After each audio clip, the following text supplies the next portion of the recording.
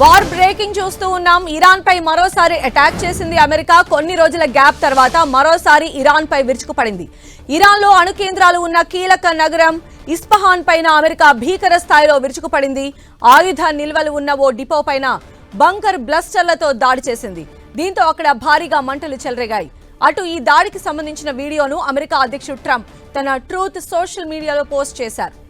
మరోవైపు ఇరాన్లో ఇస్లామిక్ పాలన పూర్తిగా అంతమయ్యేదాకా యుద్ధం కొనసాగించాలని గల్ఫ్ దేశాలు అమెరికా అధ్యక్షుడు ట్రంప్ను ప్రైవేటుగా కోరినట్లు అసోసియేటెడ్ ప్రెస్ సంచలన కథనం వెలువరించింది.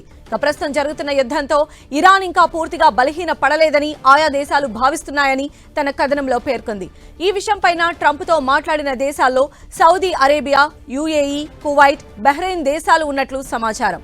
తాజాగా ఇరాన్ పైన మరోసారి అటాక్ చేసింది అమెరికా. ఆ దృశ్యాలు మనం 10 టీవీ స్క్రీన్ పైన చూస్తూ ఉన్నాము. కొన్ని రోజుల గ్యాప్ తర్వాత ఇరాన్ పైన మళ్ళీ అమెరికా విరుచుకుపడింది. ఇరాన్లో ఉన్న మెయిన్ అణు కేంద్రాలు ఏవైతే ఉన్నాయో ఆ ప్లేస్ ఇస్ఫహాన్ పైన అమెరికా భీకర దాడులు చేస్తున్న దృశ్యాలు కూడా మనం చూడొచ్చు. ఆయుధ నిల్వలు ఉన్న డిపోలే టార్గెట్గా బంకర్ బ్లాస్టర్లతో దాడి చేసింది అమెరికా.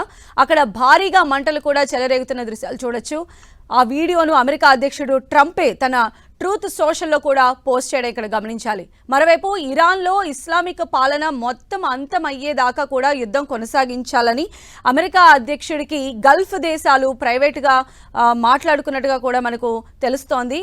అసోసియేటెడ్ ప్రెస్ అనే దాని త్రూ ఈ సంచలన కథనం అనేది వెలువరించింది. ప్రస్తుతం జరుగుతున్న యుద్ధంతో ఇరాన్ ఇంకా పూర్తిగా బలహీన పడలేదని ఆయా దేశాలు భావిస్తున్నాయని ఆ కథనంలో పేర్కొంది.